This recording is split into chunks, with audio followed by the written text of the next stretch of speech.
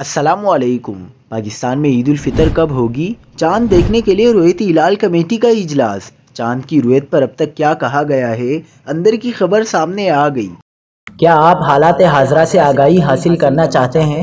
خبر کے پیچھے چھپے اصل حقائق جاننا چاہتے ہیں تو ابھی سبسکرائب کیجئے جلمل پاکستان کو اور ساتھ ہی گھنٹی کے نشان پر کلک کر دیں۔ آپ کو بتاتے چلیں کہ عید کا چاند دیکھنے کے لیے مرکزی رویتی ہلال کمیٹی کا اجلاس اسلام آباد میں جاری ہے۔ اجلاس کی صدارت مولانا عبدالخبیر آزاد کر رہے ہیں۔